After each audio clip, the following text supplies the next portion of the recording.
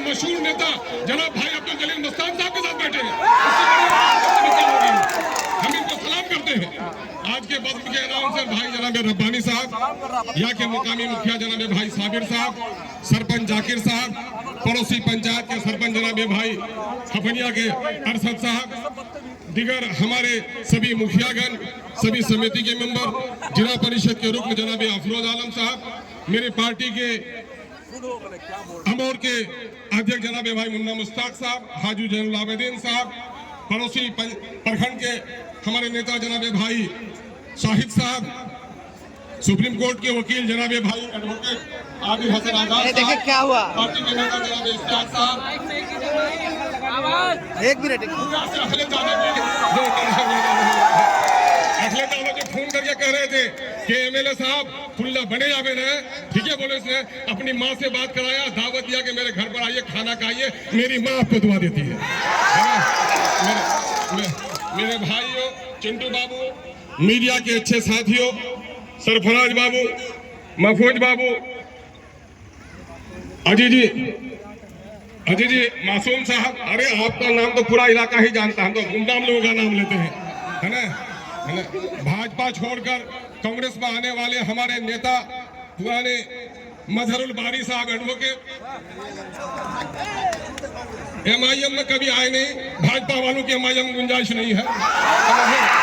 वो भाजपा से जिनको दोस्ती है उनके साथ वो दोस्ती करेगा, एमआईएम भाजपा वालों से दोस्ती नहीं करती है ना। मेरे भाइयों, बुजुर्गों, नौजवानों, राजो, थोड़ा मजाक कर देते हैं मौलाना साहब हमारे, है ना भाई।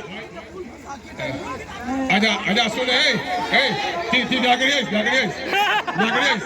तब अखिले बात करो, लोकला को नहीं अखिले जब भगे में जाओगे जाके सब अच्छा से शादी करो, बड़ा दोस्त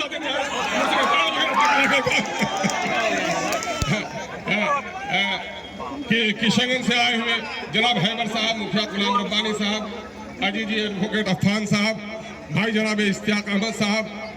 भाई जनाब नसीम साहब और अमोर बैसा के जन जन कन से मौजूद यहाँ पर मेरे सभी भाइयों, भाग विधाता साथियों, मैं सबसे पहले अमोर की बैसा की जनता का शुक्रिया अदा करता हूँ, जिन लोगों ने इस गरीब के बेटे को इस इलाके के लोगों के पांव के कांटों के चुनने की जिम्मेदारी दी, और अल्लाह तबारक ताला के एहसान मंदी का शुक्रिया अदा करता हूँ, जिस खुदाए रब्बे कदीर ने मुझे ये हौसला बख्शा कि इस इलाके के मसाइल की लड़ाई लड़ूं। आज मैं ये साफ कर देना चाहता हूँ कि ये कहूंगा कि पुल अख्तर ईमान के बाप के घर से बन रहा है, नहीं, ये पुल पूरे तौर पर अमोर बैसा के लोगों के पैसों से बन रहा है। हमारा बच्चा जो दिल्ली और पंजाब जाता है वो सिर्फ अपनी बूढ़ी माँ के लिए नहीं, अपने बच्चों के लिए नहीं, बल्कि 100 रुपए कमाता है तो 20 रुपए मोदी को देता है, 30 रुपए नीतीश को देता है, लेकिन पूरे बिहार में सीमांचल के हिस्सों के साथ दिल्ली और पटने में बैठे हुए बेईमानों ने हमारे साथ नाइंसाफी की, उस नाइंसाफी लड़ाई लड़ने का एमआईएम कभी नहीं कहती मुझे मंत्री बना दो, एमआईएम कभी नहीं कहती मुझे संतरी बना दो, एमआईएम कहती है गरीबों को इंसाफ दिला दो, और मैं आज उसी इंसाफ की लड़ाई के लिए आया हूँ। ये मौका है, कोई सुनो साथी, सुनो, कोई दीवार अगर टूटती है तो एक ही बार के हथौड़े से नहीं टूटती, उसमें बहुत सारे लोगों ने हथौड़ा लगाया। कुछ लोग ईमानदारी से हथौड़ा लगाता है, कुछ लोग दिखाने के लिए हथौड़ा लगाता है। जिसके बाजू में कुव्वत होगी,